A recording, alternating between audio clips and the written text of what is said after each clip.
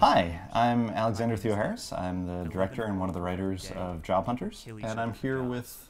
And I am David Zimmerman, and I was the director of photography as well as the editor and post-production supervisor. He also did VFX and cam op work. Yeah. What we're going to be doing today is walking through the second season of Job Hunters and giving director's commentary. Directors because I'm the director, and David Zimmerman here is the director of photography. So for starters, what does a director of photography do, and how does that work? So traditionally the director of photography is, I guess, in charge of the camera and lighting department. So basically in charge of the overall look of the show, I guess, the artistic and technical aspects of it. In this case, we all had to wear many hats. I mean, I was the director of photography, but I was also the first camera op, which isn't always the case. Yeah, there are some shots where other folks are shooting things. This particular scene, David was the camera op. We shot this on a red. That first shot you saw was actually a camera suspended 15 or 20 feet above Tara. We were shooting on a red so we could actually do this shot, which was the slow motion of the sheet being pulled over Tiffany's head. And yeah, for the record, the first shot was 5K resolution, so that's how we were able to pull out and do that crazy spin move.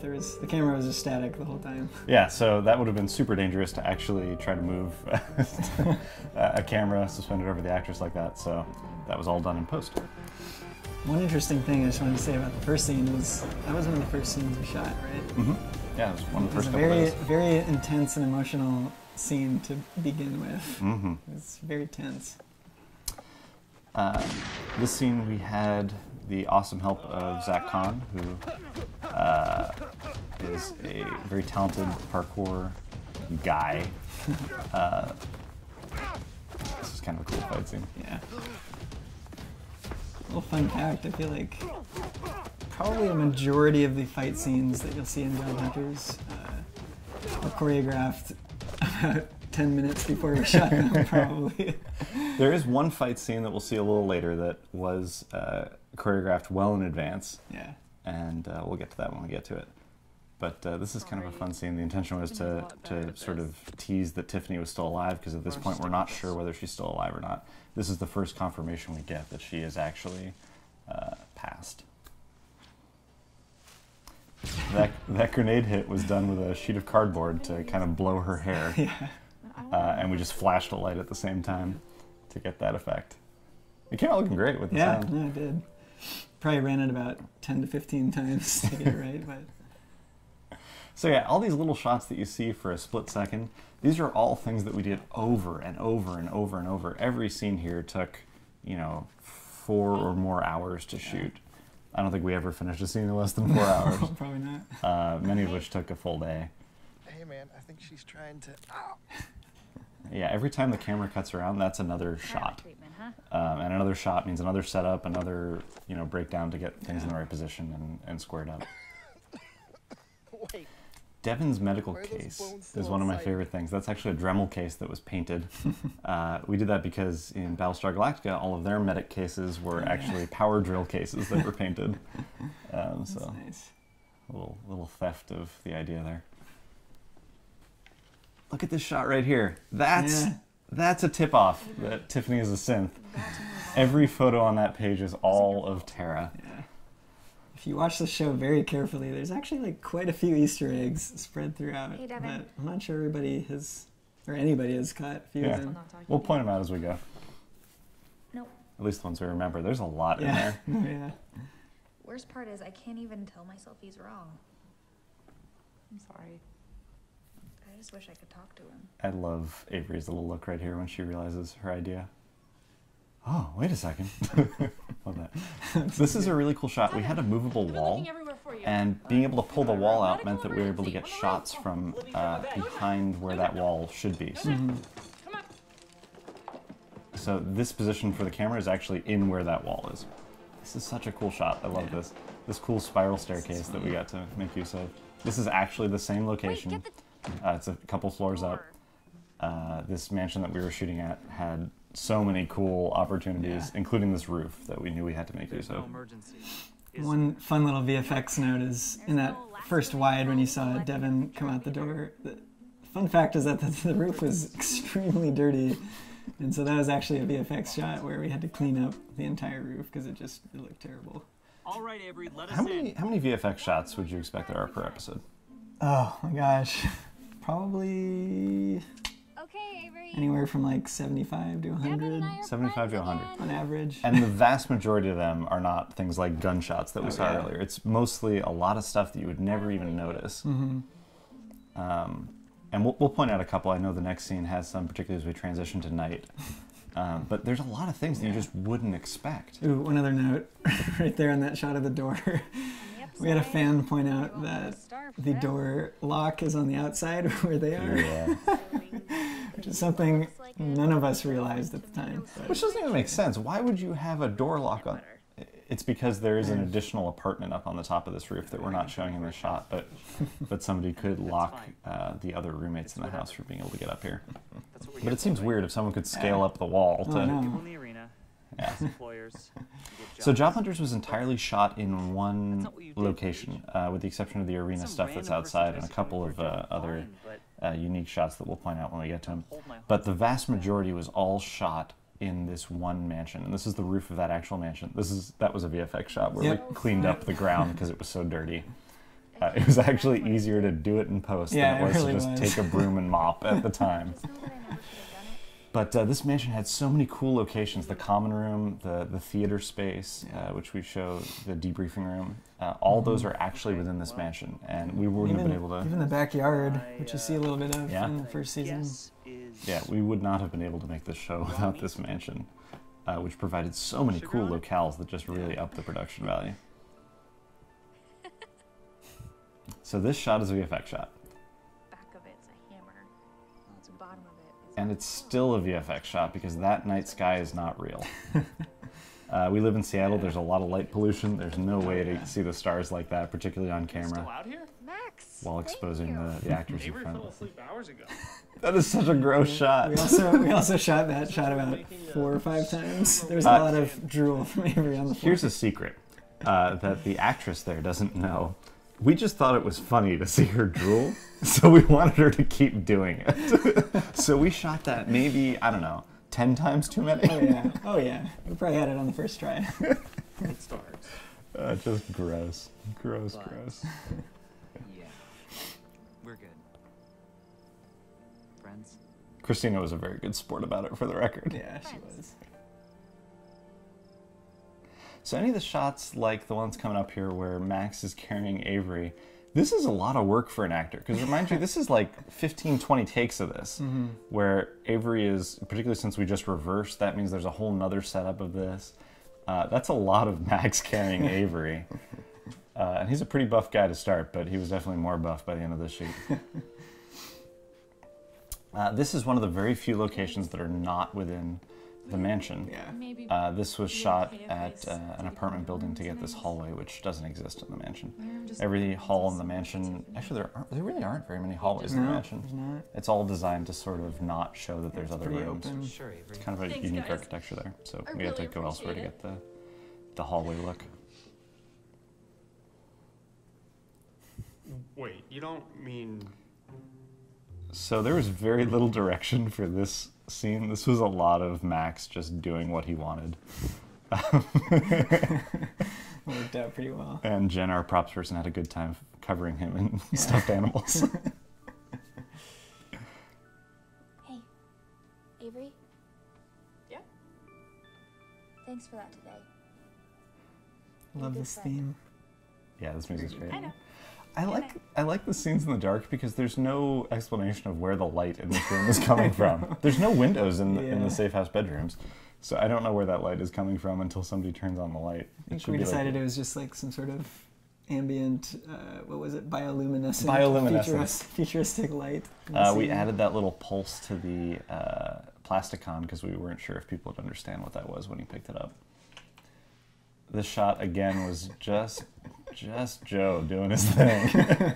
We did not ask for that. Nope. I expressly asked him not to do that. Yeah. Another VFX shot. All the little symbols on that are VFX.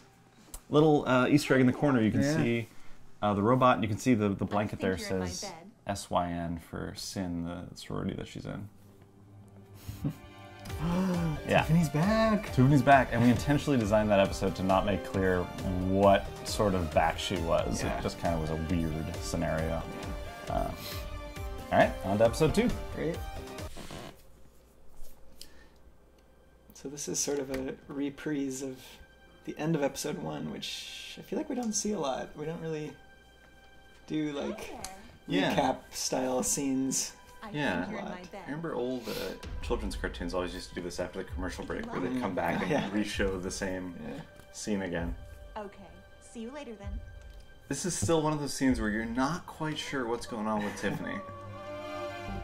So you know that she's back, and it seems like Devin definitely believes that she's back, but you're not. Something seems wrong. It just gives you that wrong feeling, Yeah. and that's helped a lot by the score there that kind of gives that uneasy tone.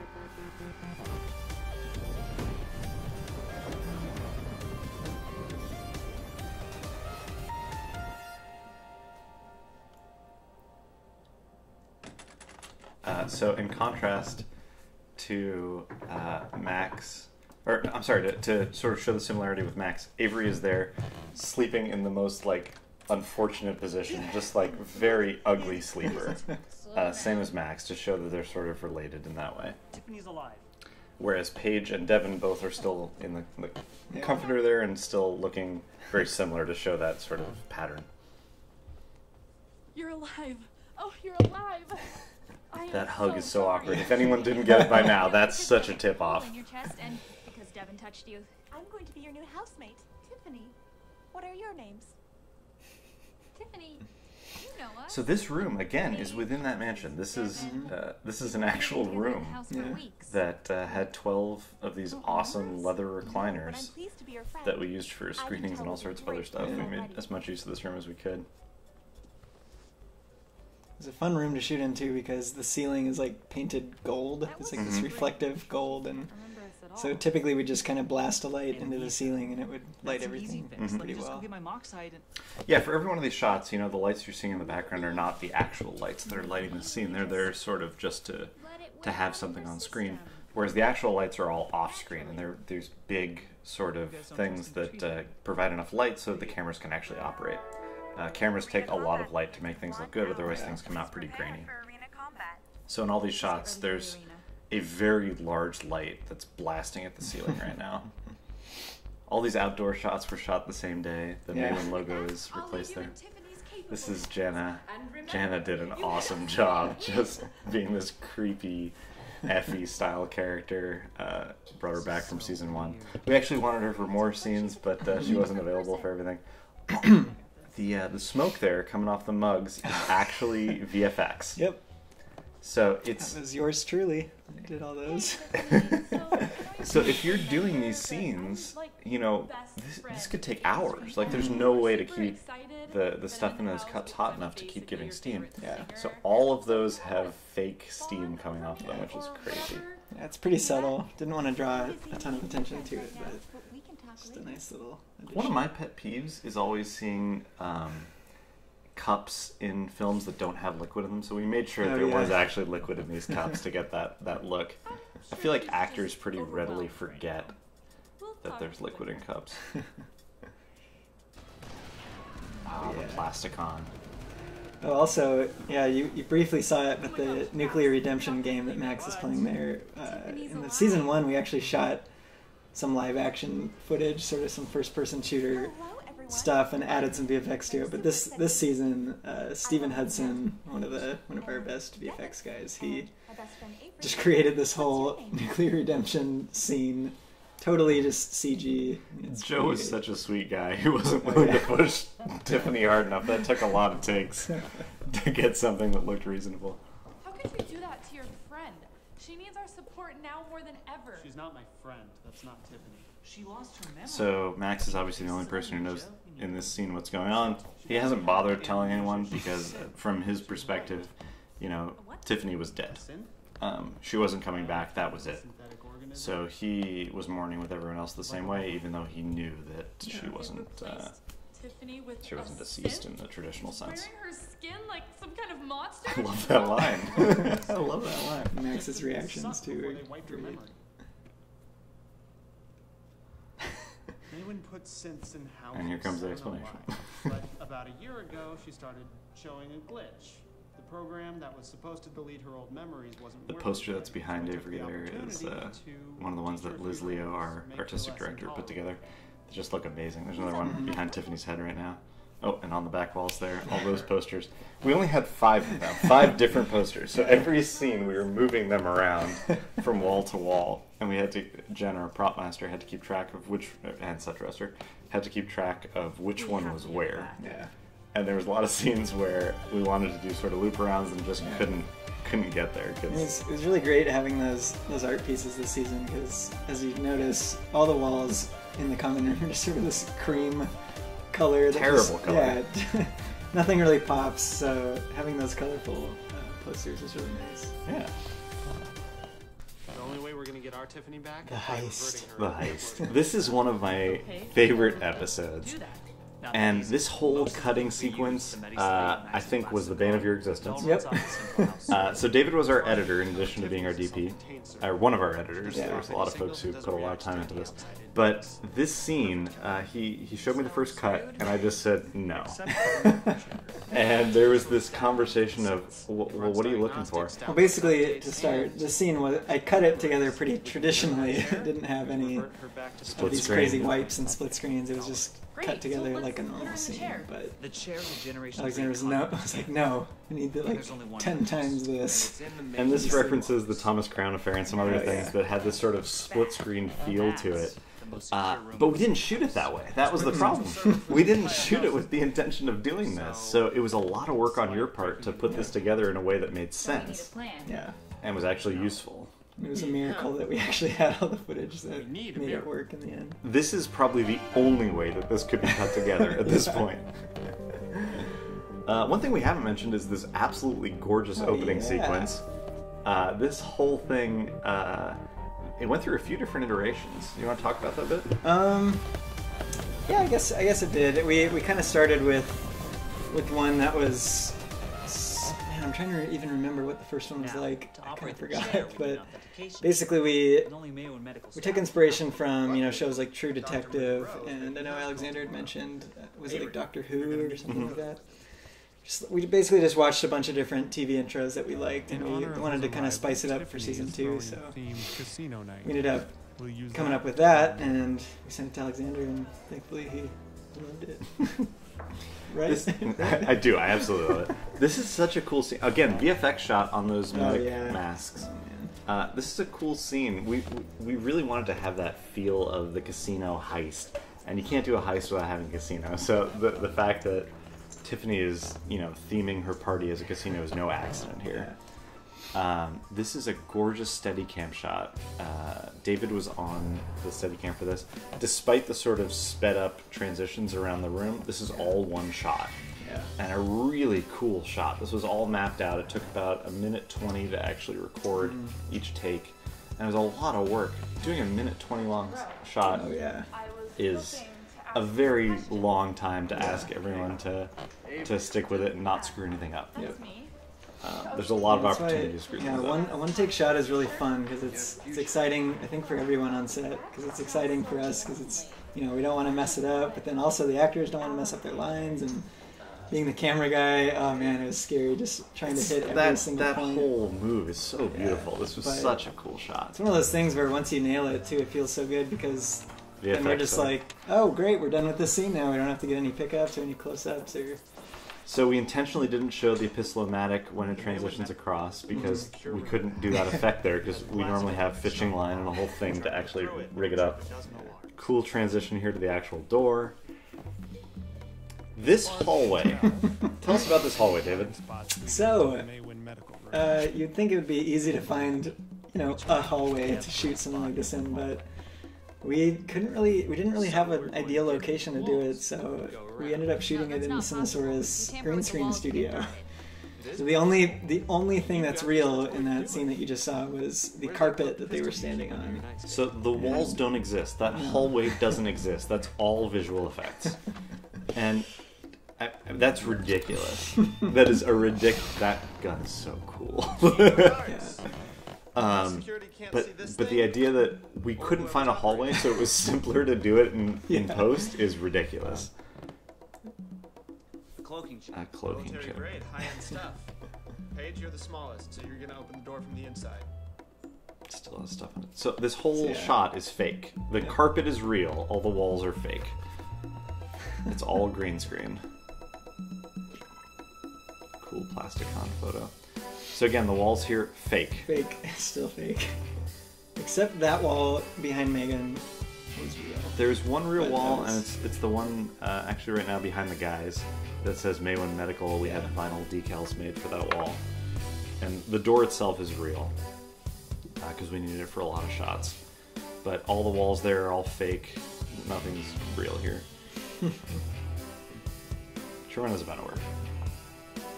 The vent itself is real, the wall behind it is fake. So she's Also ducking into a green fake hole. This was real. Yeah, this was fun. This was actually the equipment racks that we have for storage at our studio. So yeah, And she she's just climbing stripped on a everything shelf. off, and yeah, she's just climbing around on a very uncomfortable shelf. Yeah. Too. But it looked pretty smart. Random wires, as traditional in heist homes. We shot this from underneath and then from above. The MAEWIN medical room is actually a set. This was built in a garage, so all the walls here are not real, which gave us a lot of opportunity because the garage was actually meant for an RV or like a semi. I don't even know what was supposed to fit in there. It had like a 20-foot ceiling, so we were able to get some cool shots from both above and just be able to drop in lights from above, like a normal set. So it gave us cool options. I'm actually doing a research paper about how we didn't He evolve improved all of his lines. I think, hopefully you'll see in the bloopers. There's a lot of lines from Brian Sutherland. They're He is just ridiculous. hilarious. That was the least ridiculous. We had to use the least ridiculous because everything else just pulled you out of the scene. It was crazy what he came up with. Dr. Monroe just asked me to tell you to meet him in the MAEWIN medical room. Oh, can do. So this hallway doesn't connect to that, so every time we show this hallway, it's actually somebody walking out to the garage, effectively. Alright, Devin, you're up.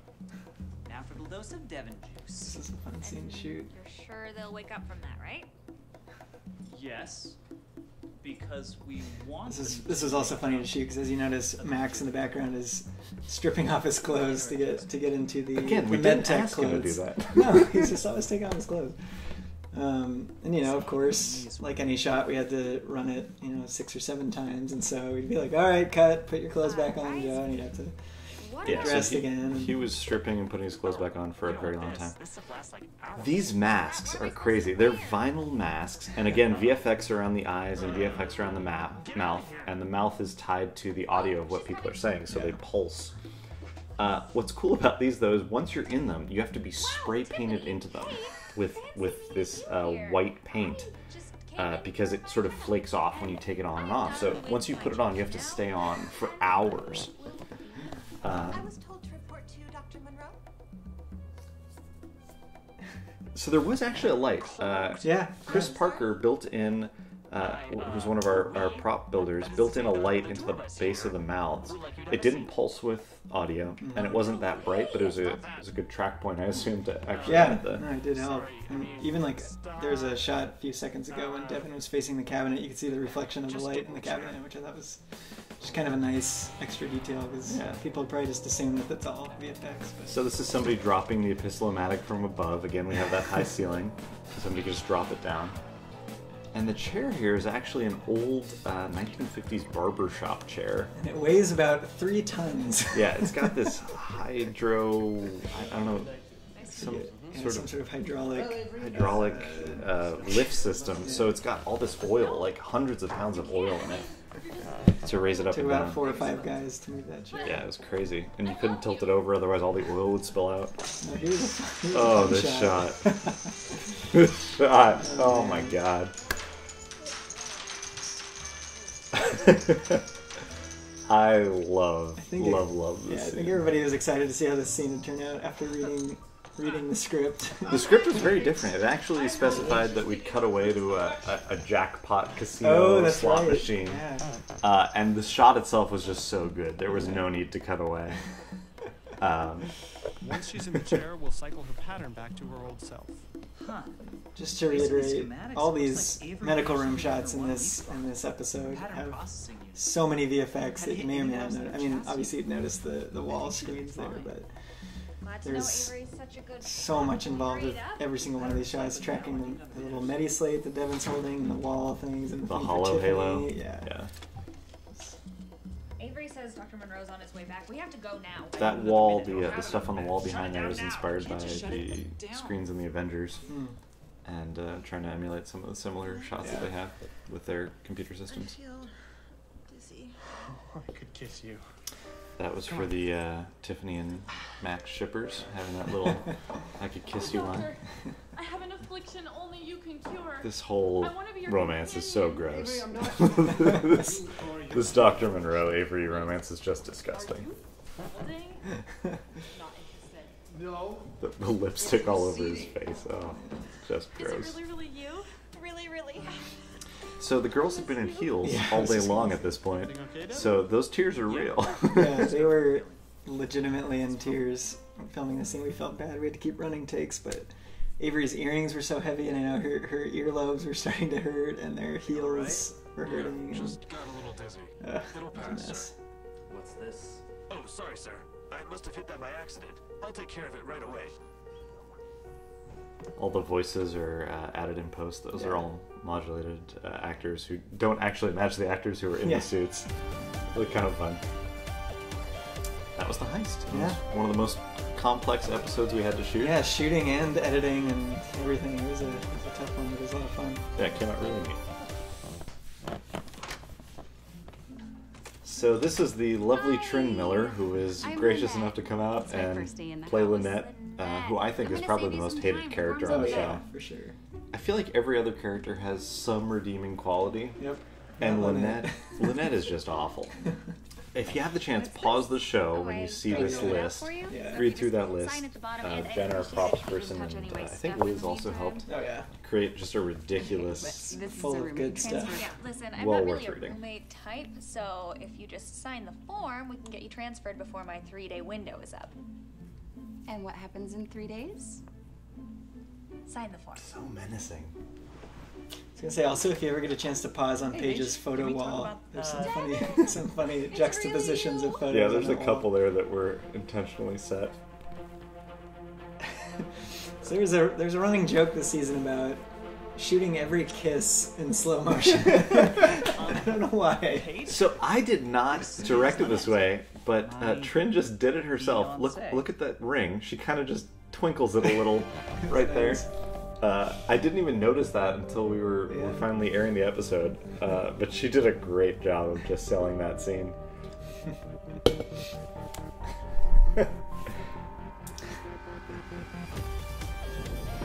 So this was one of the things that we came up with in the writing room and pitched the producers, and there was some concern over just how terrible of a person it would make Devin appear to be. Can you recite the alphabet backwards? Z, Y, S, This was another super fun Never scene. mind. I'm not Like actually the sure how to questions check that Avery would come I'll up mark it as with maybe. to test for What is this all about? superpowers and Well, robotness. you said you never told us you were a synth because nobody ever asked. So now, I'm asking everything. Just. Can you read underwater? I guess so. I love that What's the Tiffany goes difference along with it too. between Yeah. She's and just accepting. Yeah. Yeah. These are reasonable questions I to suppose I ask. could do that. Tiffany was definitely playing everything as though she was effectively a 3-year-old. Yeah. So everything that people presented her with, she would typically agree to. Still all the glitz and glam. What are you doing here? Ben Andrews here, another fantastic actor that we got to come out. Actually, He just did a great job. Publicity stunt. Just kind of giving that like I'm a great personality, but also just that hint of slime. Yeah. Just a little bit that makes you go, wait a second, something's wrong here. I mean, what I'm trying to say is, I'm back in the hunt. You got fired? This was also a great opportunity to showcase sort of what happens in the MAEWIN world when you get fired. You go back into the hunt, which is something that we hadn't talked about or revealed before. So this was kind of a way to do a little bit of world building and showcase how this MAEWIN job hunt works. Get back into something really special. And of course, Avery is just eating it up. So the word around your family is that you're doing really well in the arena. I heard you've been doing lots of operations. That's right. I have been. So as the viewer, we know that Devin is terrible at being a doctor. Yeah. And so getting to watch him Do you think answer you're these holding me here until questions... a specialist position opens up? Yeah. I think I'm probably a special case. And of course what we learn later is that Lynette is also knowledgeable about this and is just playing him as well, which makes it all the more pitiful. Well, she's just as dumb as he is. So look at Tiffany writing there. Tiffany is not looking at the page and is just writing. It was my understanding it was an arranged marriage. This was another character choice where Tiffany was just like effectively being a printer for her thoughts and isn't bothering to look at it. This is not, you know, a mistake. This was done by design. So this scene coming up is a fun one. This is the fight scene that Alexander was talking about earlier. So we had Paige and then Paige's mom, who's played by Lisa. So Lisa is actually, isn't she like a judo instructor? She owns a dojo. Okay. And she's a very talented fight choreographer and martial artist in general. And she very graciously offered to choreograph this scene. So this is one of the very few fights that we actually had choreographed ahead of time. And that's why it's as complex as it is. It's because she actually put in the time to make it this incredible fight. I love that shot. Just this sort of like confusion over, wait, where did she go? And I saw in the comments as well that people were questioning whether or not this actually happened. Yeah. Whether Paige actually saw someone or if this was a ghost or what. What's wrong? Which I thought was really fun. Yeah, it's interesting. You know, it's great seeing the comments and seeing where people would take the story and where they see the story going. And, and in some cases it's, you know, really interesting to see the different aspects of what could have been. Yeah. It's very, very earthy. You got it going on. In a lot of cases it's fun to see how we get to sort of crush those dreams. Trust me, Rainbow. Now let's try out these pipes. We're gonna get you on the cover of MAEWIN Monthly before you can warm up. Yeah, really terrible person. No one's ever gonna tell me no when I'm dancing on a rainbow. So Christina, as you probably all know, was having Max listen to this song is great. So Christina obviously was a very prominent singer, and then ended up having a medical condition, vocal nodes, that prevented her from being able to sing further. So we had to be sort of cautious with that when we were doing these scenes. She could only sing in a very limited capacity. Otherwise it would be very problematic for her. Yeah. So kind of limited the number of takes we could do on those. Oh, right. Yeah, terracing. Thank you, sweetie. Again, showing that Lynette is more knowledgeable than Devin. Alone? Oh, I love this look In my room? between Paige and Lynette. In my room. Sure. Right there. Not Lynette's room. In my room.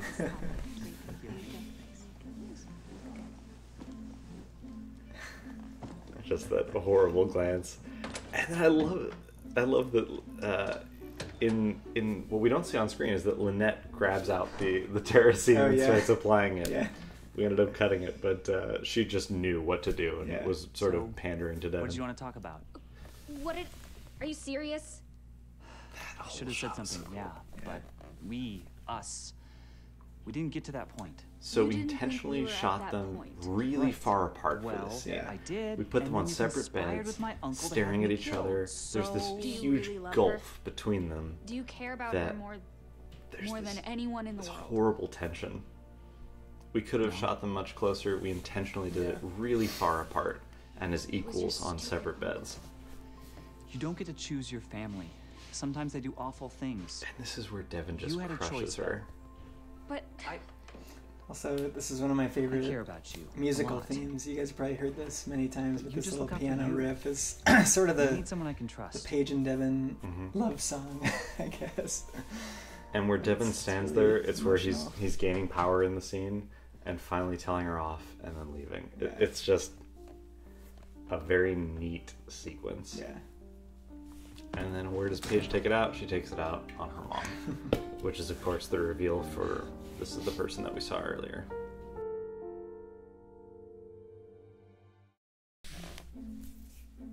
It's kind of fun seeing the headless army men that Max left behind there. Max has so much junk on the walls. Also, pay a special note that he just put on the socks. This is another flub. It's just kind of fun to point out. Oh boy. Come on, we might as well admit to our mistakes. That heavenly sound as the job capsule drops.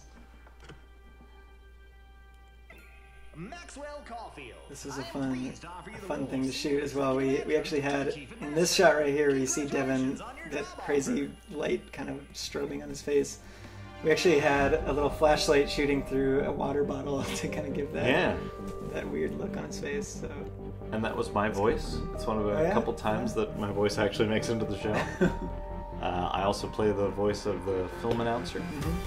And the announcer at the very beginning of the second season saying previously on Job Hunters. Or last season on Job Hunters. Yep. Offline storage at MAEWIN Archives, 2018 to present. 131 exabytes of data.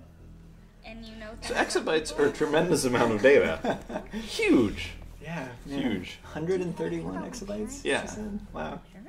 I think it goes like... This is crazy. Gigabytes, terabytes, petabytes. Yeah, I think that's right. Petabytes. Exabytes? I think it's exabytes. Yeah. So She's dead. Lots of storage. Family died. And She I basically stores the internet. Yeah. I think we looked up what the total accumulated internet size was, and the expected value of how much a human brain would hold, and worked off that. What? That shot. Yeah. You want to talk about that? Yeah, I was just gonna say we saw a few comments that were wondering how we did the visual effects for Tara's eyes when she looked back into her head to look up that information. And that was just Tara. She can just do that with her eyes, and it's terrifying. These are a couple of guest actors from Transsolar Galactica, who were gracious enough to come out and help us out.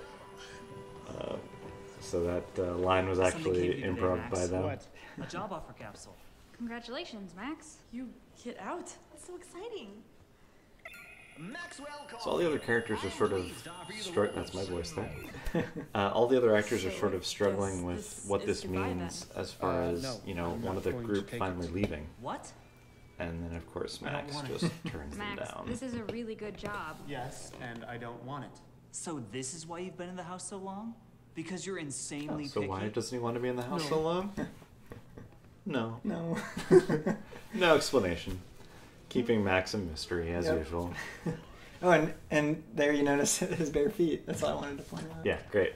Thank you. We messed up. Thanks for pointing out that mistake. Yeah. He could have taken his socks off on the way there, though. Yeah, that makes sense. He spent so much time putting them on in the last scene and then takes them back off. Marky would strangle us for pointing that out. Marky was our costume designer.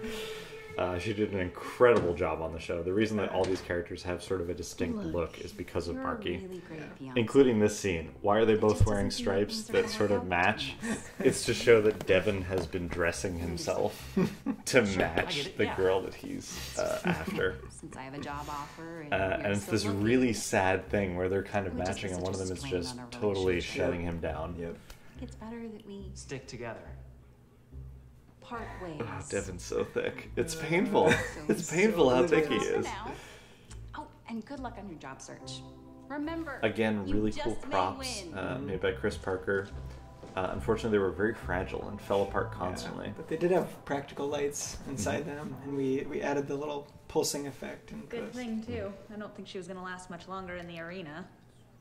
Yeah, and this is where Paige decides, no, I'm not going to chase after Lynette. I'm sorry. I'm just going to console my friend. Yeah. It's not worth it. Yeah, well, just me backing the wrong horse again.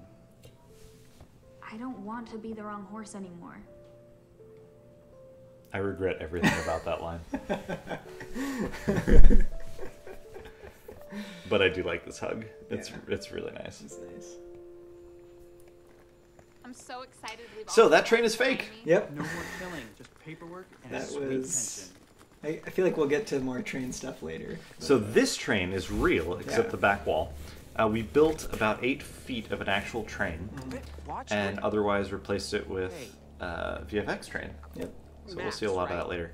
The structure around it, though, is real. That's actually a pool that has this sort of greenhouse covering to it that we're able to rely on, and it had these awesome sliding doors that we use later. So the other fun thing about this scene is, oh, magic hour. Yeah, so what is magic hour? So magic hour is the time of day when, I would say it's, I don't know, probably only like an hour or so, maybe a couple hours. Well, yeah.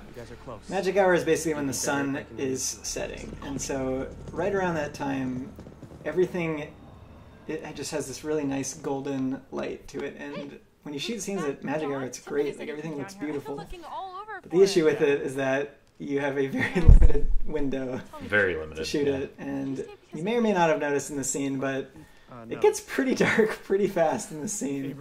But because we were shooting around that time, and so we did the best that we could to sort of color correct it to try to match everything. And I think it looks pretty good ultimately. But No, that's good. So we're on a pretty limited budget on Job Hunters, and we only have a limited number of lights. And we certainly don't have enough lights to actually light the exterior of this house at the same time as we light all the actors as they need to be lit. So the fact that the sunlight was going down meant that there was zero chance that we could actually match what this looked like before. So we ended up with VFX having to come in and pull double duty to kind of lighten up the walls back there and make this look appropriate as the scene went on. Yeah, we just missed the kiss too. Entering from darkness, that doorway leads to a closet. So every time that somebody enters this room, they're coming in from a very full closet. And so we don't bother lighting it. I like the darts in the wall there. Yeah. Those are actually Tiffany's darts for anyone who's keeping track at home. Tiffany's darts are the same darts that the house uses to dart people. And we see those repeatedly. So presumably that means that Max has been darted several times and has just kept those darts by sticking them into the wall. Give you any trouble? Not in the least. And here's the reveal that Lynette is a terrible person.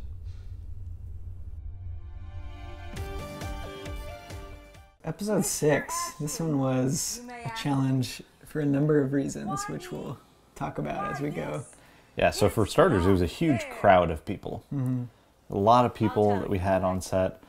This is much larger than you would see most web series doing, because it's a lot of work, and it's a huge cost to get this many people. For those of you who don't know, every time you have somebody on set, at the very least, if you're not paying them, you're giving them all their meals. So this was a very large cost shoot, but I think it was worth it because it gave this really cool presence of this crowd.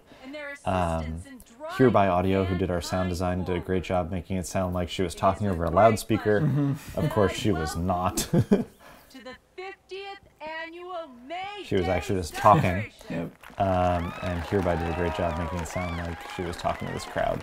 And then, of course, you know, shooting around and kind of cutting around to showcase all these people gave us this feeling that she was talking to a big group. Again, character choice there. Just great hearing her deride the audience with this comment. So yeah, this is fun because we actually we kind of set up like a mini carnival. I mean, it wasn't huge, but we did the best that we could with all these little booths that we had, and I think it looks pretty full. We tried to fill it up with all the extras that we had, and that was a mostly working hammer smash. Mostly working in that you could actually hit the thing, but there was no metal slug that went up to hit the bell. Yeah, that was a VFX. That was all VFX. And the little thing that the people were hitting, that little wood piece, broke several times. By Tiffany's Snapped hand. in half. Yeah, that's true. Tiffany actually is the one who broke it. And all those lines that you saw right before we cut to the opening sequence were all improvised by the actors there, and we liked them so much that we kept them. The booths for the carnival actually did double duty. Most of them had reversible signs so that for different shots we could show different. So you can see here Max is shooting in the shooting gallery, the target practice. That sign is reversible. I think that one became the cotton candy booth. Yeah. No thanks. That's actually Christina's mom. Christina's real life mom. Yeah, we had a few parents on set that day. Yeah, we filled out with anyone who was willing to come out. So again, this is looking at the exact same booth. Yep. We swapped the sign around, made it cotton candy, and put other people in it. This is a long Steadicam shot. I think you were operating for this one. Yeah, this one was fun as well because you can't really tell from looking at it, but the ground here was extremely uneven. It was pretty thick grass, but it was there was just a lot of weird mounds of dirt and stuff, and so I had someone holding on to my shirt behind me, just kind of guiding me around and doing the best I could to not trip. And so we were trying to weave to kind of make this look like a larger carnival. We were, you know, everything, basically anything you're not seeing in the shot doesn't exist. Yeah. Everything that you do see in the shot is the only things that exist. She passes off her camera here. Why? Because in the next shot we forgot, we shot this scene earlier, and we forgot to have her camera on her. So she needed to make sure that she got rid of her camera before she got to this scene. Fun fact. I mean, it's good that we at least remembered to do that, because it would have been awkward if she had her camera and then didn't. Someone in the comments would have noticed. Yeah. I love that one. Yeah. That goes for Devin too. Devin's look there too, just so sheepish. Yeah, Paige is really taking the power position here. Okay. And that's the reveal that we know something more about her mother. I don't like that one. Reminds me of her mother. This scene, this scene took 2 days to shoot. This shot, oh my God. This was, as you can imagine, this was very tough. We do not have 6 Terras. We had 1 Terra. Honestly, a lot of the credit here goes to Tara. She did an absolutely amazing job interacting with her other selves. We had a bunch of pre-recorded tracks of her basically saying all of these lines, and so we had specific tracks for each character so that when she was playing a certain character, she would react to the lines of the other characters. And ultimately, the way we actually shot it was we had a bunch of sticks with ping pong balls so we could track in the other characters. And oh man, it was just a huge amount of work. And you did a lot of the work for this one, right? Yeah, I mean, shot it. Yeah, actually, we had a skeleton crew that day as well, which, you know, made things even more difficult. So we had to shoot all that stuff, and then I was the one that edited all that together, and it was honestly a miracle that it worked out. It took, we were expecting it to take a full day, and it wound up taking 2 full days. Yep. And just a tremendous amount of work. This scene we actually had 5 cameras going. I think this was one of the scenes where we had the most cameras. Yeah. The only scene where we had more cameras going, and this is this is kind of a fun fact. The only scene where we had more cameras going than this scene, which was a huge crowd, mind you, was episode 3, Avery and Dr. Monroe kissing. Because we didn't want to have to keep putting the actors through it over and over. Yeah. We only ended up using like 1 angle. We had like 6 cameras going. Yeah. We had every camera we had, and then some cell phones going as well. We of course had a slow-mo one going as well. Because it was a kiss, you know. Yeah, every kiss was always shot in slow-mo. I'm gonna go with crossbow. Oh, you are so wrong. I can tell a hatchet user when I see one. I bet you. So another fun fact about this crowd was, I mean, we had a decent amount of extras. It was probably about 30. Oh, I think it was 50. Oh, really? Yeah, I think we had a lot. Well, anyway, we did, depending on the direction we were shooting, we shifted extras around to try to, you know, fill out the background and make it look like there were hundreds of people there. And we have a crew of about 20. And for this scene, we threw in every crew member who wasn't actively operating a camera. Wound up in the shots to help fill stuff in. So this shot, that kind of shot where it pans from actor to actor to actor, particularly when they're all the same actor, if this was, you know, a professional shoot for a TV show or a movie, it would require a motion control rig, which is a device that accurately mimics the camera movement so that you can reproduce it shot to shot to shot. Here, David just did it himself. We basically just took the middle girl as the actual person that was there, and then we had the 2 sticks with ping pong balls. So we started on the one with a ping pong ball, panned to the girl who was actually there, then panned to the other ping pong ball, and then we shot, I think, just static shots of the other 2 girls, and then just tracked them in to where the ping pong balls were. And we'll have a it worked behind the out scenes great. that talks more about how that all actually worked. But it was an incredibly complex shoot. It was one of the longest shoots we had for ultimately what looks like a very simple scene, but was so difficult. So very difficult. This song was graciously provided by Nick. Nick is a fantastic musician who lent his song for this scene, which is why it sounds incredible. For saying something to me. We have a phenomenal composer for most of the shots, who scores every episode. This is one of the few episodes where he got light duty because we had these other musicians coming in to provide some music.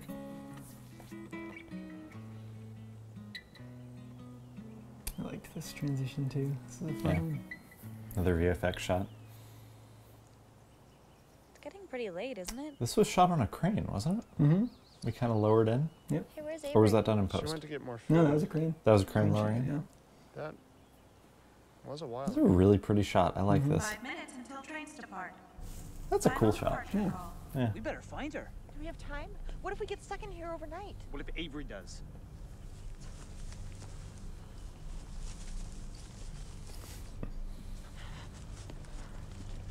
I remember when we first shot that scene, the first time we did it, we told them they all get up and run, but we didn't tell them which direction. And so they all got up and ran in different directions. You learn a lot about the direction you give. Yeah. Sometimes it's good. Sometimes everyone sort of runs a different direction and everyone's confused. Secure yourselves for hostile night activity.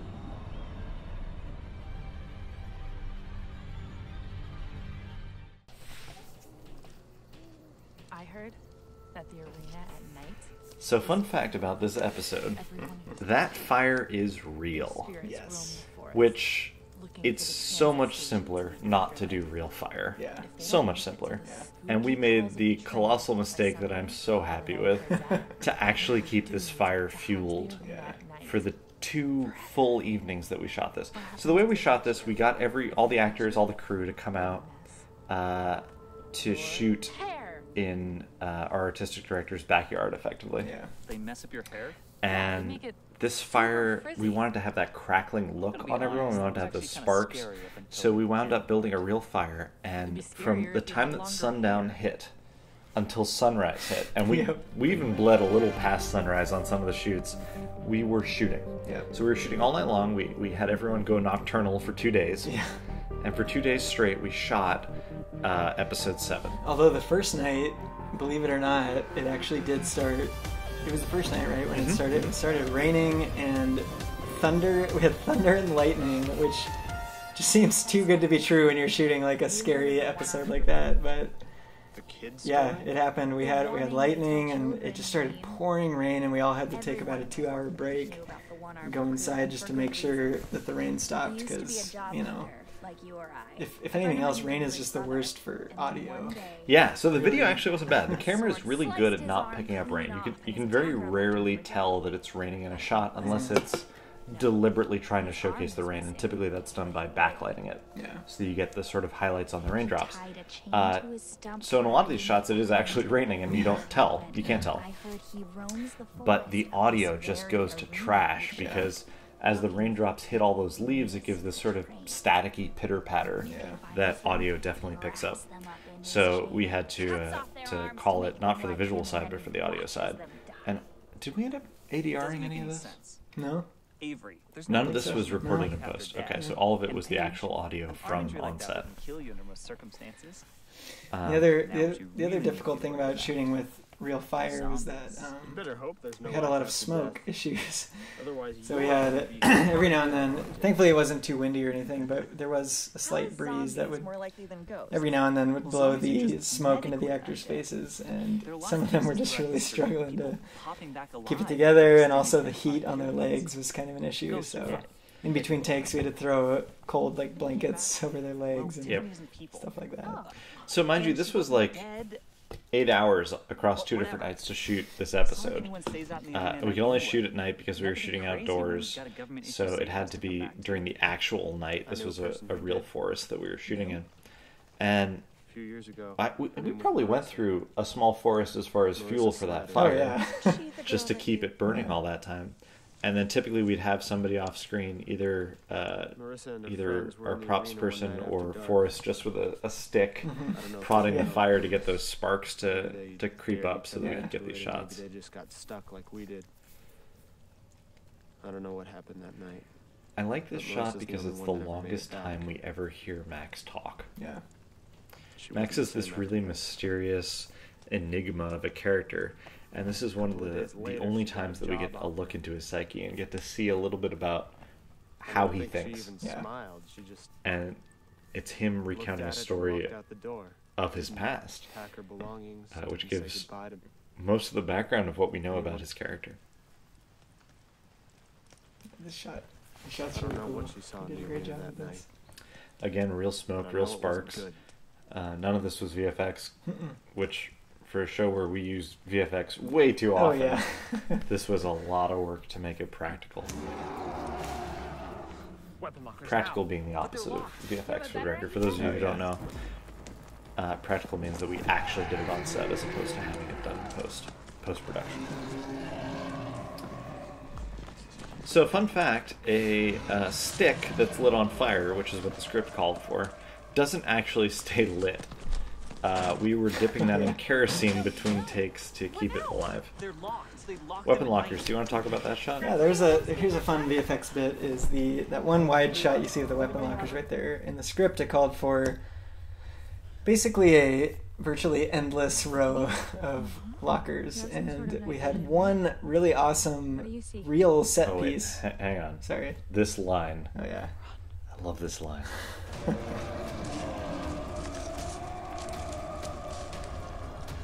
That's one of my favorite lines in the show. Sorry, you were saying about the weapon all I was lockers. going to say is so we had Jen, our props master, had found this one locker, this like old rusty looking thing that looked really cool, but we only had one, and we needed to reproduce it like many times. So we basically just shot that scene as a plate shot, just with one locker there, and then in post we just duplicated it. Oh, that's me. That was me on. Oh, yeah. I was putting a hood and I was playing Conrad in that scene to grab Avery.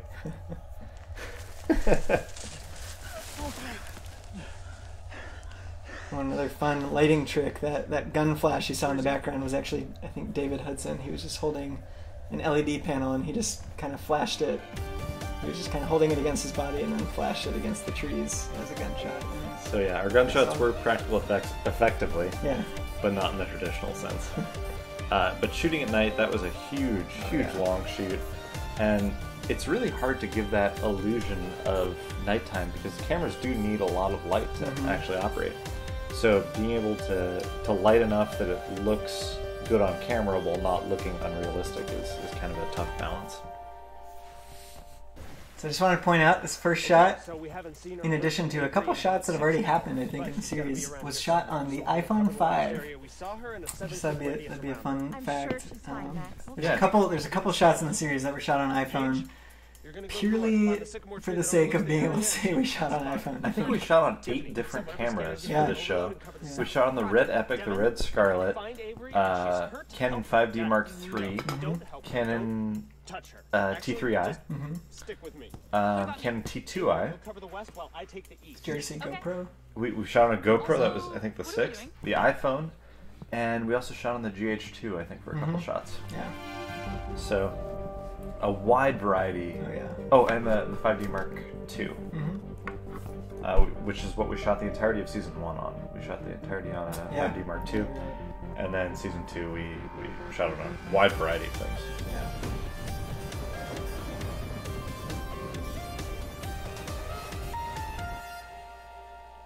And in part it was because that's what we had available, and I feel like in part it was because we wanted to be able to say that we shot on that many different cameras. I thought it went after you guys. A fun thing about this scene is I believe we shot this in the evening, actually. We shot it kind of at that magic hour time. But we figured it would also look great for sunrise, kind of like an early morning setting. Because this was shot at the same time that we shot those Night Terrors episodes that were during the night, so all of our actors were actually sleeping during the day to make up for the fact that we shot all night long. This scene, this ridiculous, again, entering from blackness, so you can see the black hallway there because there's nothing there. This obviously cuts around to a different location for when she actually enters into the blanket fort here. Hot cocoa for everyone. So this was shot in the style of that 70s show. Yep. Which a few fans pointed out. Similarities, yeah. So this was designed to be this sort of wraparound shot, and all the dialogue was written accordingly to kind of loop between characters. We ended up going to this sort of whip in post because it was a little too slow. It just didn't feel right. It was... The camera choreography was extremely difficult, especially just trying to land perfectly centered on each actor. I was actually laying down in the middle of all these actors, kind of underneath the tripod, and just spinning this camera around. And I think we did the first couple takes with me trying to whip the camera as fast as I could, but it was very difficult. It was very tough. So we ended up just kind of doing a slow pan to each character and then speeding up the transitions in post. So David and I were lying next to each other at the middle of this circle, underneath the tripod, trying to be able to see what was going on. We had a monitor to see what the camera was seeing. The lighting actually came from, I think there was one light up above, and then a lot of Christmas lights on the ground. And those Christmas lights kind of gave this even lighting that made the scene work. We were also lighting from outside the blanket fort. I think we had a couple Present lights company on excluded. Just to kind of give it a back glow. Let's say people with bodies. But I think the majority of this really came from the Christmas lights. The guy's head, and he didn't have a body. Probably not a friend of yours then. Guys, Conrad has a body. But you said we couldn't see him. That's because he's super secretive. He lives in the arena, hacking into the MAEWIN security cam feeds because he doesn't want anybody to catch him. So again, that sound effect is all in post. Also, this was funny. I think there was a behind-the-scenes clip on this, but Jen, our props master, again, she was sitting on the outside of the tent just holding the epistolematic capsule, and Joe would reach out and she would just pass it to him. The tree. Tomorrow. 12:45.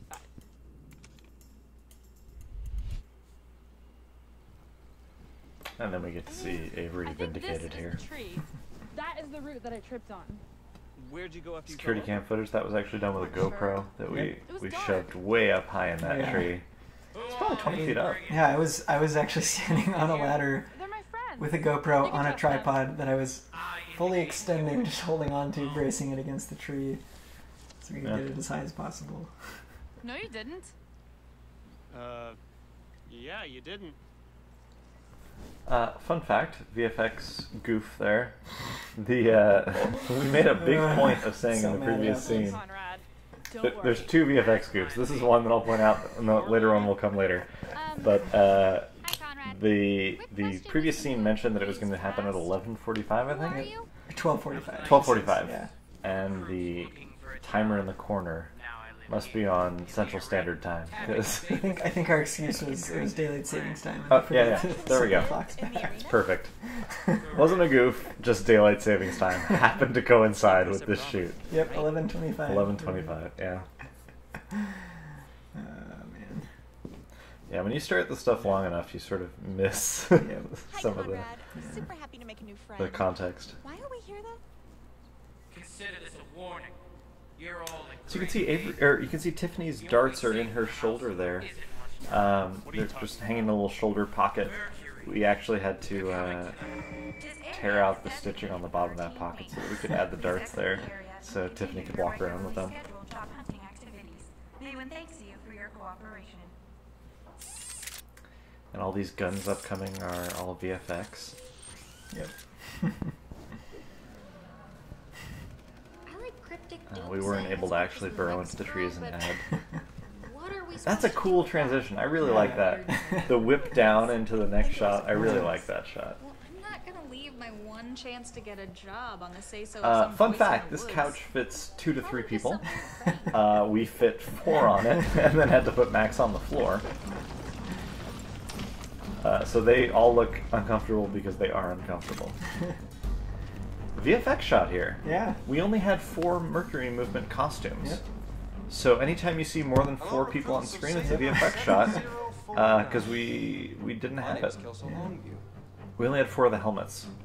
Pleased to make your acquaintance. And another big VFX shot there to show the big army there. Yeah. Kind of a fun episode, a transitional episode to get us into sort of the ending story arc, which is obviously the Mercury movement and what they're coming in and doing here. So it kind of bridges the 2 storylines between what we saw for the actors previously and then what happens to them as the Mercury movement influences their decisions going forward. Hello, job recruits of Safe House 7. Every time we see the MAEWIN 7049 on a building, that's all VFX. Yep. Did not spray paint that on. That was added all in post. That would have been nice.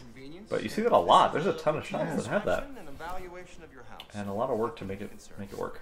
I know that this is an important rite of passage. So pay close attention to this. You'll never see more than 4 Mercury movement folks on screen at the same time, but we try to make it look like a crowd. So you can see all of them are there right now. And then as we cut around, we sort of fake it. Huh. What? But think back when you first watched it.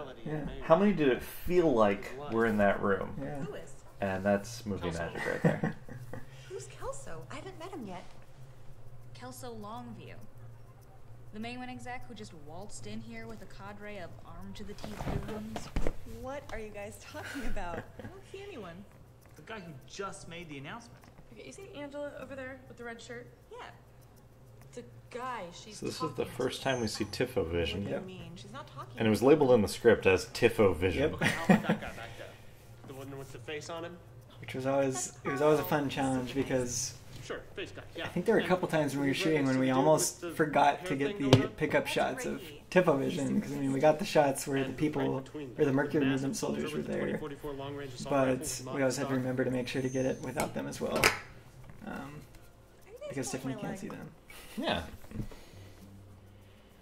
And despite being a VFX shot to have the overlay, it was obviously all practical. Yeah. We just pulled out the actor and then reshot it. We have this suspicious team of thugs that comes from a And Tiffany did a great job of not, or Tara did a great job of not looking at the folks who were inevitably around her for the next 4 episodes. Who are you all talking about?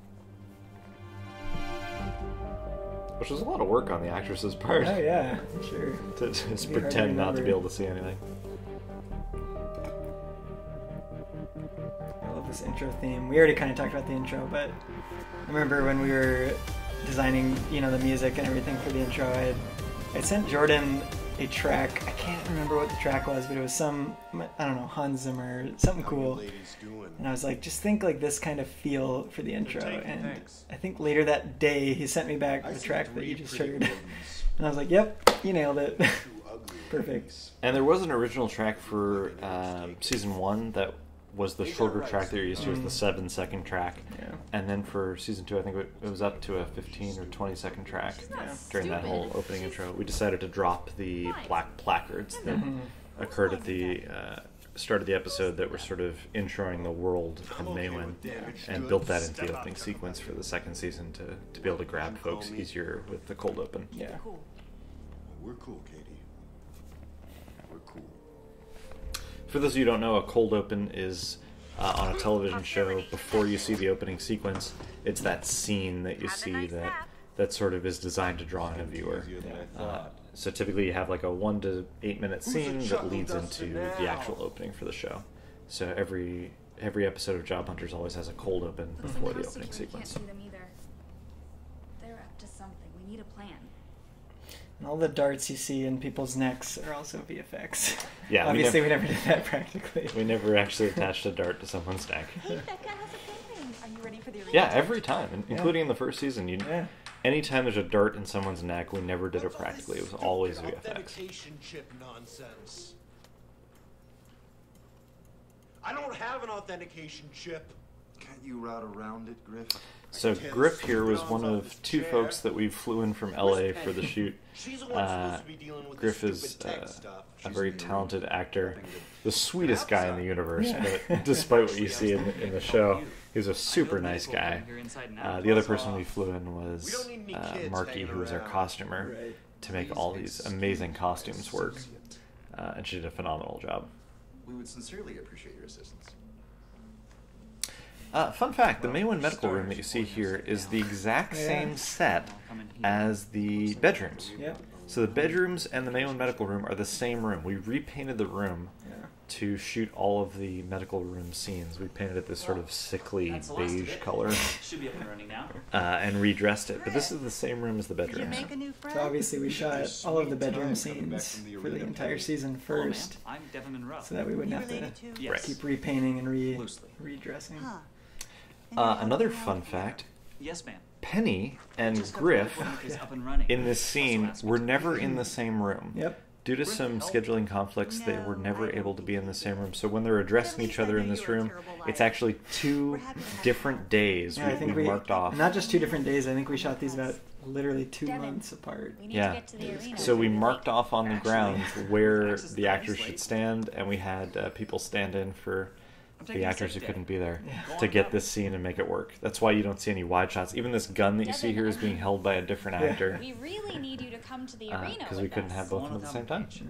Fine. Movie magic. Movie magic. You heard the pasty boy. Get on with it. We'll treat him gentle. Fine. Yeah. So it's incredible how well that all cuts together. But that was 2 very different days. Where's Devin? He's playing with his new friends. Let's go. This was the first time that we established that they get dressed in the safe house before they go out to the arena, which was something we hadn't made clear before. This is also a VFX shot? Yep, all VFX on this. That giant metal structure does not exist. Tiffany, any chance you can see that? Unless you're all really worried about that crabgrass. No. What do we do? We get ready. Another fun fact, this scene, along with a few other scenes in the second season, were all shot in that same circle that in the arena that the end of episode 1 in season 1 takes place, where all these recruits kind of see each other and they're about to fight, and Max shoots Phil. I think it's episode 1. We repurposed that location many times. Yeah, it was also used in episode 1 of this season. Yeah. Where Paige and Devin were talking in a field. That was the same locale. They've got a block on the It was one of the few spots that was sort of a clearing in the forest that we could use, so we kind of shot it from different angles to make it look like different spots. That's unfortunate. Field troops confirmed the device is operational, so our timetable hasn't changed. So the blast door actually was repurposed from a play, an improvised play that was put on, I don't know, 5 or plus years ago. Somebody happened to keep the door, and we borrowed it from them and redressed it to look like the blast door for this. But it was a space station door. And it, and it got repainted and sort of some gack added to it to make it look more blast door-y. But it worked really well. Someone in this house is worth something to MAEWIN. Cancel the purge. This safe house is too valuable to dispose of. So you can see the 2 different styles of plastic on there. There's the plastic one that is just the transparent sheet, and then there's the sort of larger PDA style one that we used for some scenes where we didn't want to have to use VFX all the time. No. Not that. Griff's gun. Griff's gun. Griff's game is named Charlotte, as he reveals in this scene. I'll leave it to your own devices to decide why it's named Charlotte. But that gun was designed by Chris, our prop designer. Yeah, he did a great job. And I think it's actually built out of... It's a PVC, it's a thick PVC pipe for the main barrel. And then I think the thing where you see all the little slots is actually like an old CD rack or something like that. It looks great. Yeah. It works really well. Particularly with some sound design and some VFX to kind of round it out. It feels like a very large, violent gun. Oh, the shot you just saw of all the recruits standing there was also a VFX shot. And why was it a VFX shot? Because we only had a limited number of jumpsuits. Yeah. And so we basically had to lock the camera down and dress different people in these jumpsuits. We'd have them walk in on top of a blue screen, which we then were able to key out and place them there, and then, you know, dress a bunch of other extras in the same jumpsuits and basically composite it all together so it looked like, you know, 30 recruits walking in. Yeah, I think we had 7 jumpsuits and had to just keep reusing them. Those jumpsuits were very expensive. They were flight suits, and we only had a limited number, so we had enough for sort of the main crew and then any extras we needed. But that scene required so many of them that it was more practical just to do it as a VFX shot rather than trying to buy thousands of dollars worth of jumpsuits.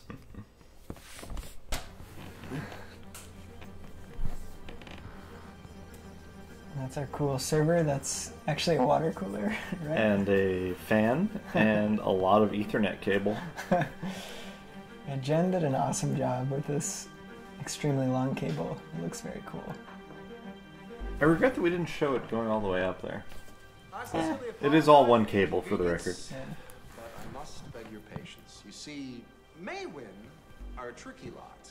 And they So again, every actor that you see on screen right now is the absolute maximum number of actors that we had. Yeah. So the goal is to make it look like a larger crowd, but this is really everyone we've got. Yeah. How long until we're ready to begin the personnel scanning? Stupid thing. So the thing that he's slapping there is actually...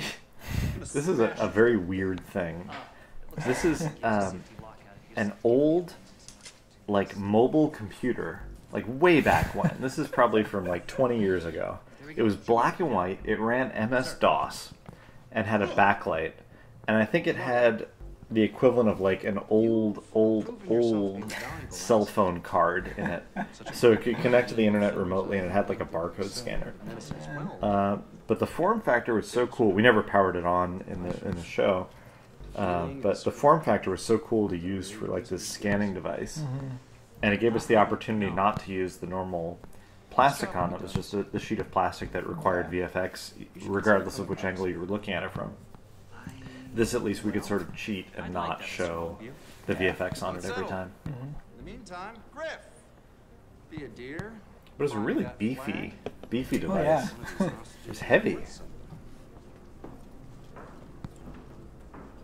If you make me look stupid again, let's just say that if you knew how many people I've killed, your jaw would drop. Likewise. Love that shot. So that shot that you just saw right there in the opening is one of the few times that we get to see the city, MAEWIN capital city, that is related here to the show. Every of the other shots that are shown in the sort of translucent weapons there are shots from the show that MAEWIN capital city has never seen in the show. Yeah. If we ever did get to a season 3, that's probably where it would take place. Yeah.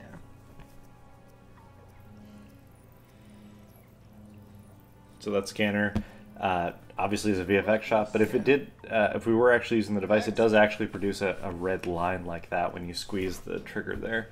It just doesn't scan up and down in that way. Yeah, yeah. Yeah. I didn't know that. It's kind of a neat device. Oh, really? The murderous mercenary thinks that the doctor who kills all his patients would make a great addition? That's not what he was saying. You know, maybe you could take a So page that out of light my in the book. background, that little Think about the triangular right how to get ahead. light, bugged me so much. Yeah, it did.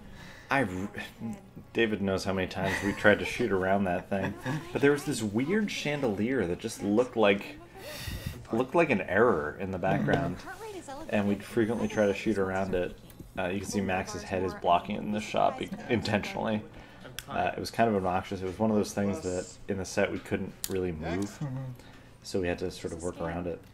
When that Tifo vision shot we just had, I just remembered this is one of the shots that we had to reshoot without the Mercury movement soldier behind Max, because when we originally shot it we had him there, and then I think it was after we were already done with that scene that we were like, oh my gosh, we need to get that shot without the Mercury soldier for Tiffany's vision. It was very easy to forget that they shouldn't be in there.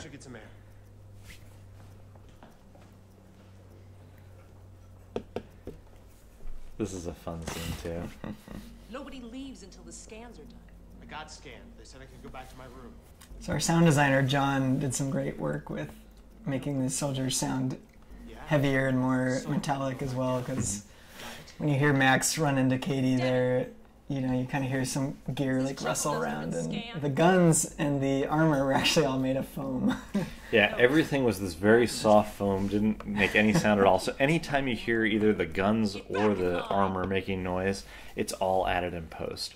So the guns themselves were also built of just foam that was weathered to make it look like metal, but everything was very lightweight. It was actually weighed down. Do you remember how it was weighed down? Yeah. It was weighed down with socks. Socks were wadded up inside the guns to give them a bit more heft, because it's what we had around.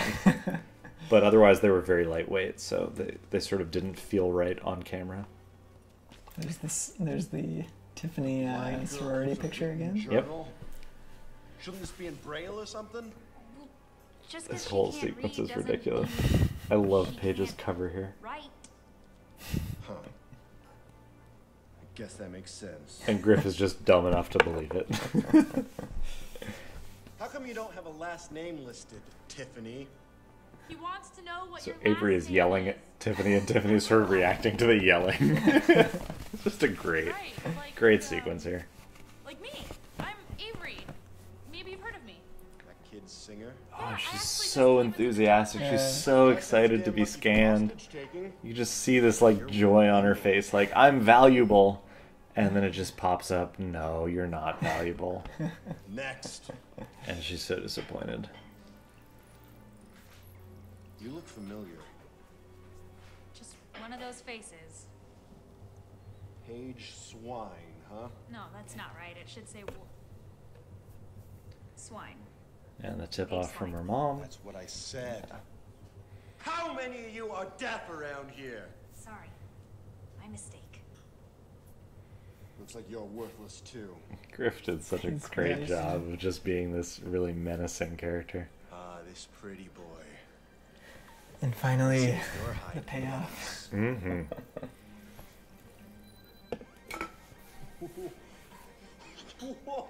This is where we finally wound up using that jackpot sound effect. Yep. Daddy who loves him. Max Caulfield. As in Anthony Caulfield. And we finally get the reveal for why he's so important.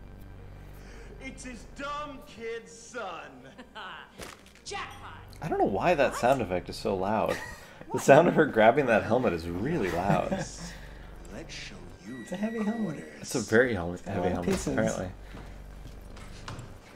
And of course, all the other characters had no idea at this point. So My dear boy. You and this is a lot of tension for them as far as like what just happened. Yeah. Do we think Tiffany knows at this point? I think Tiffany. Probably. Tiffany must know.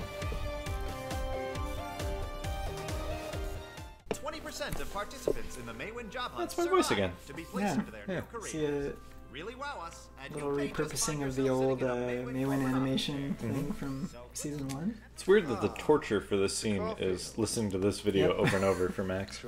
Listening to your voice over and over again. Yeah. That bad, huh? Some call it torture. You know, anybody who's been listening this far along has effectively been participating in that torture for the past 10 episodes. I imagine some people are just skipping ahead for their favorite scenes or what have you, but... Where food and land are plentiful. Disease nearly the Devon robot. Oh, yeah. People still kill each other every day for survival. The don't mind me, I'm just here supporting you. I'm not Devon. the crazy one. Brian Lewis is great. This is one of the first shots, or first scenes we shot with him, right? Mm-hmm. Yep. You're too ingrained. So one of the things that you did a lot in this scene was there's a lot of canted angles. So canted is where it's this sort of You'll play your part, tilted shot, Now, and you can see it kind of gives this uneasy feeling to the scene. head out soon. Devin, good luck. Coming? And remember, Yes, Mr. Longview. Just need to check for weapons. very thorough. Checking for weapons equals tossing the salad. Yeah, just sifting through the salad in case there's, guns in there. I don't know why they're so concerned about the chef who put the food in there. What's the plan? We have 3 hours to get out of the house if we're gonna make it to the train. You know, you could have taken it a little easier. I love the pink wrapped knife that Avery has in this scene. It's wrapped in this pink tape to give it an Avery style look. Yeah, how do you plan on doing that when we get darted for raising a finger against the soldiers? In 17 minutes, we're gonna turn off house security. And then we move to phase 2. What's phase 2? Another fun practical lighting effect we had was someone kind of shaking a light in front of these people to make it look as if the projector screen was kind of reflecting on their faces. That's a VFX shot. Yeah, believe it or not. Why was that a VFX shot? Oh man, so initially, I'm trying to remember what the original text said. I already forgot, but basically we had an actual sheet of paper that he opened up that had text on it, and later on, once we were in editing, we realized we wanted to change the text, and so we had to track the little piece of paper and add different text to it. When that hits 0, the security shutdown protocol will be complete. In 16.5 minutes, the house trank dart system will silently go dark. That's when we mount our counterattack. You gotta move. Griff won't be pleased to see I'm gone. It's a neat little effect with the watch and the tap in there. Some interesting UI design. Oh, you're safe. Hi. Okay. Yeah. Good job, guys. We have to get out of here. So I love the map in this scene. So the map is a layout of the house, which of course doesn't actually match what the house looks like because the house doesn't actually line up the way that we expect it to. We challenged viewers, I think, in one of the train-episodes to sort of map out what they thought the house looks like, because the hallways don't lead where you expect them to go. Ultimately, the room that they're in right now is actually in the garage and totally disconnected from the house itself. So seeing the map on the bed here, it doesn't make any sense. All clear that security is down and they can use them without getting But my favorite thing about this is seeing the representations of both Tiffany and Avery for their pawns on this map. Oh, right. As you can see, Avery is a nail polish, a sparkly nail polish, and Tiffany is the robot that we've seen in previous scenes. Also made by the very talented Chris Parker. Well, in comparison to something slower than me, at least. We'll be fine, Max. Well, all right. And it was just revealed that Tiffany has super strength, Yep. super speed. Yep. I think so. Which we'll see later. You can see the blue and cardboard thing in the background there that's on the wall. This is just sort of decoration that we added to Max as well. Some people in the comments were asking what that was and why it was there. My understanding and my expectation is that Max at some point just punched the wall. Yeah, that's what I was thinking. But it could be any number of things. But definitely some sort of patch to the wall. Hey, stay safe. You too. And it sort of builds towards everybody walking into the closet again. Yep. It's a very packed closet. You can see the broken glass on that picture frame. Glass is apparently really hard to break. Yeah. Good job technology on making glass that's hard enough not to break, but that was a tough thing to shatter. You want to talk about this VFX shot? Oh yeah, so we went through a few iterations of kind of the look of this VFX shot as well. Alexander had mentioned Ghost in the Shell, I believe, as one of the inspirations for. You kind of see this this kind of effect of sort of cycling through a few colors as it kind of reveals Penny, and so we went through a few iterations of that, trying to establish that look. And you were alive the whole time? Where were you? Yeah, it kind of gives a neat effect.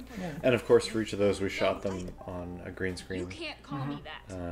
And then subbed in the actress afterwards. I dreamed of you every day. Not a day went by where I didn't wonder about you. Most of the stuff in Paige's room, interestingly enough, is actually just Paige's stuff. So the actress who plays Paige, that's just a lot of her stuff. We just raided her house and sort of tacked it to the wall. Boy, we're moving on.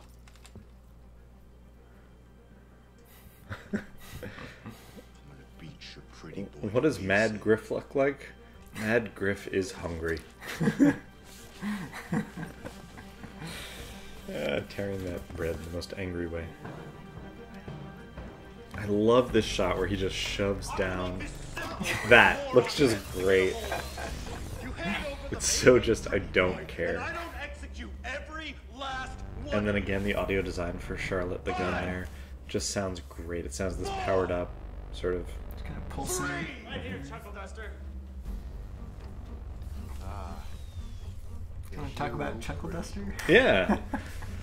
So Chuckle Duster was in the vein of frack or garam, some sort of swear words from some other shows that we wanted to have a similar kind of feel. We wanted to have some word that was Job Hunter's own. And so we mentioned Chuckle Duster a few times throughout the show. It's kind of a combination of a few different words to get something that kind of plays right. I feel like it feels pretty okay in those scenes. This is the final episode, and that actually is the Vfx Error. Makes me so mad. I know it burns you up inside. It kills me. But it shows 1 second left on the clock, and then this scene continues for quite some time. Bam! That shot in the head. That is actually emulate. And we see it's still counting down the last second. That shot in the head is actually emulating a scene in Being Human, where a character who is immortal gets shot in the head. And there's this brief moment as a viewer where you freak out. Like, oh man, I'm really concerned about this character. Before you realize, wait a second, that character's immortal. I don't care. And so we wanted the same sort of feeling for viewers in this scene, where you have that brief moment of, oh my gosh, they just got shot in the head. And then you realize, wait a second, I don't care that they just got shot in the head. She's a robot, who cares? That was actually a dummy that she was lifting that we dressed in Griff's clothing. And that whole sequence was actually kind of a fun VFX shot. We had Griff, we put him in a belt harness and then had some lines leading to him, and we had folks crew off stage who were tugging on those lines to pull him backwards as he jumped into a giant stunt pad. And then we, in post, removed the stunt pad and removed the lines to get that sort of flying through the air look. This is one of my favorite episodes musically. I think I kind of went for that, I guess, like Matrix feel. If you listen to the Matrix soundtrack, it kind of had a similar vibe, just like electronic and just really high energy. Yeah, really high energy. And this is Max's heyday. He finally gets to live up to his potential. Again, that is a foam block full of socks. So anytime anybody shoots it or does recoil or anything, that's just them pulling on it. I've been training my whole life for this moment. And we have the scream as the sort of innocents walk past. This shot irritates me. If you look in the lower left right now, there's a car. But there's so much else to look at in this shot. We accidentally left my car in the driveway during that shot. It kills me. But yes, thankfully no one sees it there. There's so much else going on. That's just it. You see no problem in abandoning the people you care about. It was the hardest decision I have ever made. Well, it's too bad you made it wrong then. This is where we see Penny sort of coming around.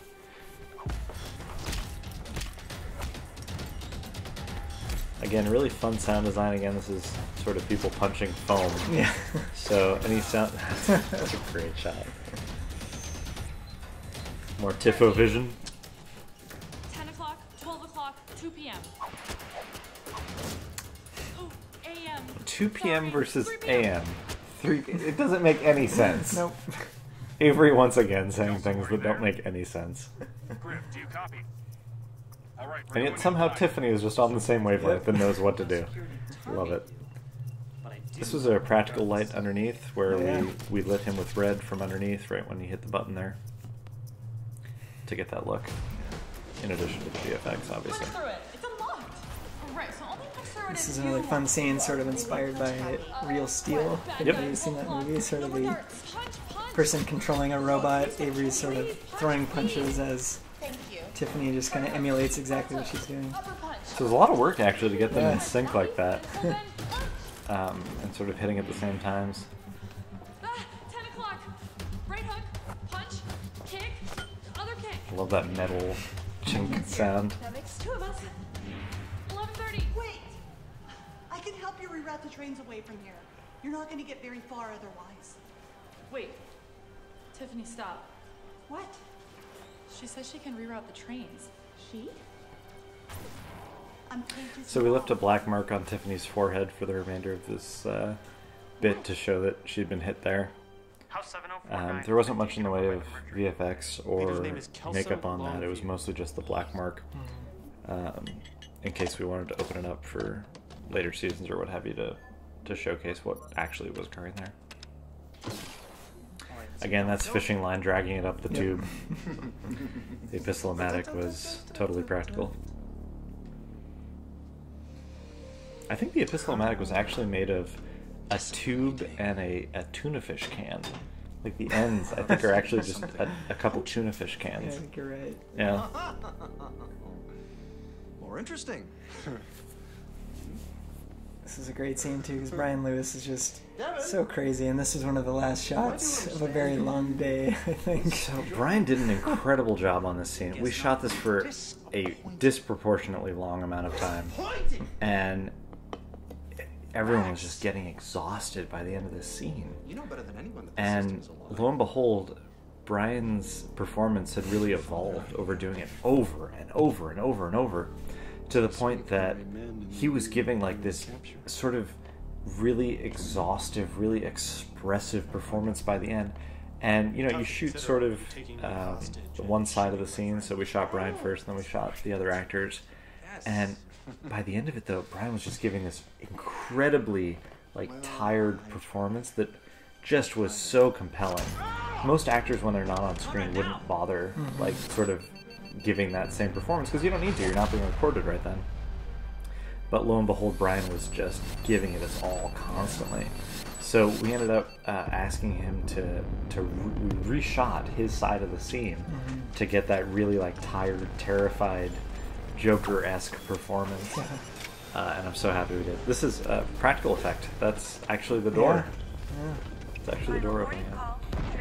Do you want to talk about this VFX? Well, yeah, I was going to say, long story short, this is actually a scene that we shot very early on, which is funny because it's, you know, in the finale, but this was a very hot, sunny, bright sunny day during the summer, and it was very, very, very, very bright, and so we had to figure out a way to shoot in this pool area and try to diffuse all the sunlight that we had. And so we had to build a very large flag that a bunch of people had to hold on to with these PVC poles and a large white a flag being a big sheet that was basically being lifted above everything. Yeah, so we could diffuse these actors enough so that they weren't incredibly overexposed, and it was extremely difficult. And the whole train, so that structure that's around the train is actually a pool covering, this greenhouse style pool covering. So we had to build the train set on top of a pool. Yeah. So every time we loaded another actor on there was this fear that the whole thing would just collapse into the water.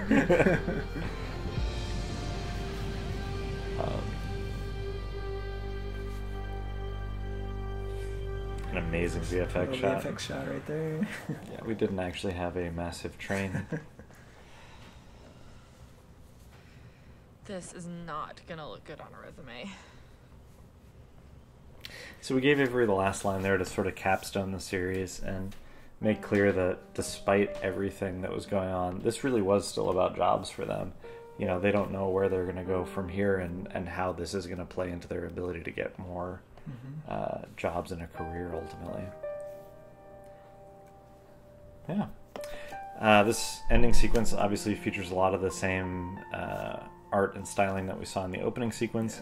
Cinesaurus did an amazing job here to make this really cool feel to it, and Jordan did a great job making the musical track to complement it appropriately. So thank you guys so much for watching through the series with us. It was really fun getting to share some of the sort of tidbits of what we've seen throughout the show and what we experienced there. I hope you guys enjoyed it as much as we did. David, do you have any closing remarks? I was just going to say, like any great series, we have to have a post-credit stinger. We're still going to talk about that. That's true. There is one more bit coming up. This was the setup for season 3, which ultimately we're not going to be shooting, but you'll be able to hear at least what Season 3 potentially could have looked like. Had we gone forward with it, we're going to be releasing a radio play version of it. And I think you guys will enjoy that as well. That's a great audio track. I love that. It's nice. I love that. I think the whole soundtrack is actually available on Bandcamp now. This is Field Team 1. Kelso, do you read? So this was the same actor in two different locations. Yeah. Oh yeah, you're right. So both the Mercury Movement soldiers here are the same Mercury Movement soldier. We just shot it in two different sections, and then we had different voice actors for both of them. Whoever was playing the actor couldn't actually play the voice because you couldn't hear them through the mask. Sounded terrible. So what does the scene mean, David? Why are you asking me? You're the writer. So we hear the beast, and that's it. So what does that mean? I mean, I feel like it's almost spoilers for me to say, but I'll say anyway. You know what? I'm going to say, here's what I think that it means. I think that it's showcasing the arena beast being trapped in some way. And I think there's going to be serious repercussions from that in the future. But in any case, that's just me as as writer who hasn't run that past the producers, so who knows what they'd actually say.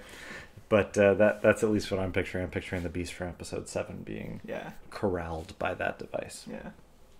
And we kind of left it open for your own interpretation, so we'd be curious to hear what your thoughts are. Yeah. So thank you guys so much for watching with us. I know that we enjoyed being able to walk you through it. I hope that you guys enjoyed hearing some of the commentary as much as we enjoyed delivering it. If you want to see more Job Hunters, obviously it's all still available online at youtube.com/watchjobhunters. You can rewatch the series and see a bit of what we were talking about in those different areas. And we will have a couple more things coming out to highlight some of the behind the scenes and some radio plays and things like that. Yeah.